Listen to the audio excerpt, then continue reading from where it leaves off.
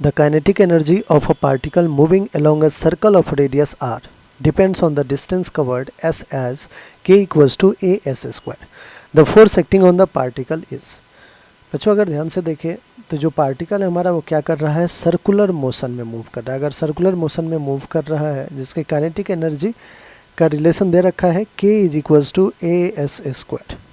ठीक है, k क्या है, A S square, where S is the distance covered.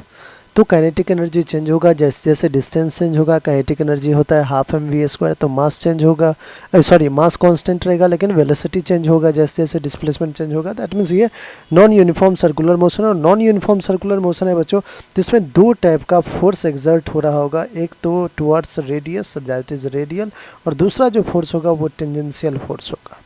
ठीक है, force acting on the particle है तो फोर्स रेडियल भी होगा और फोर्स टेंजेंशियल भी होगा.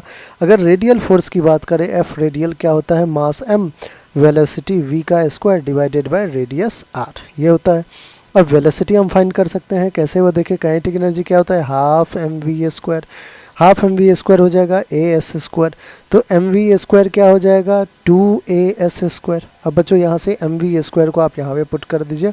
एम वी स्क्वायर है 2as square divided by radius r. ठीक है, तो ये हमारा 2as स्क्वायर बाय r जो है रेडियस डिवाइडेड बाय r, ये हमारा रेडियल एक्सेलरेशन रेडियल फोर्स आ चुका है. ठीक है बच्चों, तो हमारा 2a square by r radial. अब हमारा काम है टेंजेंशियल. अब फोर्स टेंजेंशियल क्या होगा, मास इनटू एक्सेलरेशन टेंजेंशियल. अब एक्सेलरेशन टेंजेंशियल के लिए बच्चों हमें यहाँ जो रिलेशन है उसको एक बार फिर से देखना है. अगर मैं यहाँ पे लिखूँ v square is 2a square by m, कोई दिक्कत नहीं. यहाँ पे वेलोसिटी अगर लिखूँ तो under root 2as square by m हो जाएगा, जो बाहर आके root 2a by m S square बाहर आएगा एस वन के.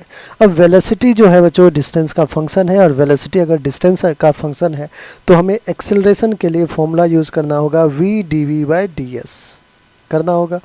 v क्या है हमारा, v तो है root 2a by m into s, और d v by d s इसको डिफ्रेंशिएट कीजिए तो s और s1 हो जाएगा, that is root 2a by m. Solve किया बच्चों, root 2a by m root 2a by m 2a by m हो जाएगा इंटू s हो जाएगा. ये हमारा कौन सा एक्सेलरेशन है, टेंजेंशियल एक्सेलरेशन. तो मास इंटू ए टेंजेंशियल आप कहोगे 2as अपॉन m. मास ने मास को कैंसिल किया तो क्या आ गया, 2as. ठीक है, तो हमारे पास दोनों एक्सेलरेशन आ चुका है, सॉरी दोनों फोर्स आ चुका है, रेडियल भी और टेंजेंशियल भी. हमें नेट फोर्स चाहिए. एफ नेट के लिए बच्चों आपको पता है under root of F radial का स्क्वायर प्लस एफ टेंजेंशियल का स्क्वायर.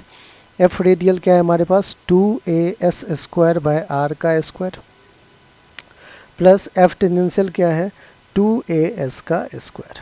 ठीक है बच्चों, आइए करते हैं. अंडर रूट ऑफ 2 का square 4a square S to the power 4 divided by r square plus का 4a स्क्वायर एस स्क्वायर.